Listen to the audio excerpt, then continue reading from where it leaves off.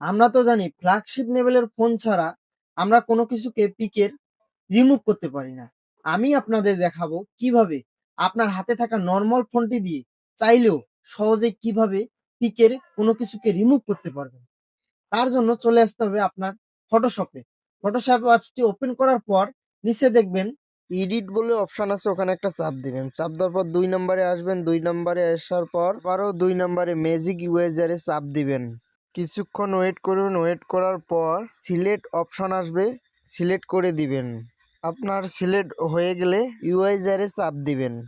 চাপ দেওয়া হয়ে গেলে দেখতে পারবেন ফাইনালি ব্যাকগ্রাউন্ড রিমুভ। বোঝার কোনো উপায় নাই যে এখানে কোনো বস্তু ছিল। দেখুন, আর এমনই নতুন নতুন ভিডিও পেতে চ্যানেলটা সাবস্ক্রাইব করুন।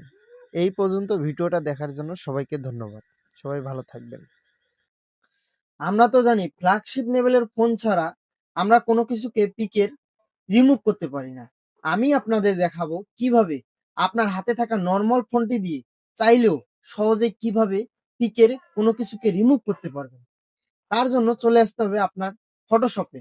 ফটোশপ অ্যাপসটি ওপেন করার পর নিচে দেখবেন এডিট বলে অপশন আছে, ওখানে একটা চাপ দিবেন। চাপ দেওয়ার পর 2 নম্বরে আসবেন। 2 নম্বরে আসার পর আবারও 2 নম্বরে ম্যাজিক ইরেজারে চাপ দিবেন।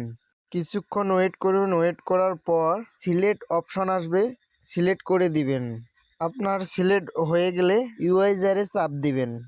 চাপ দেওয়া হয়ে গেলে দেখতে পারবেন ফাইনালি ব্যাকগ্রাউন্ড রিমুভ। বোঝার কোনো উপায় নাই যে এখানে কোনো বস্তু ছিল। দেখুন, আর এমনই নতুন নতুন ভিডিও পেতে চ্যানেলটা সাবস্ক্রাইব করুন।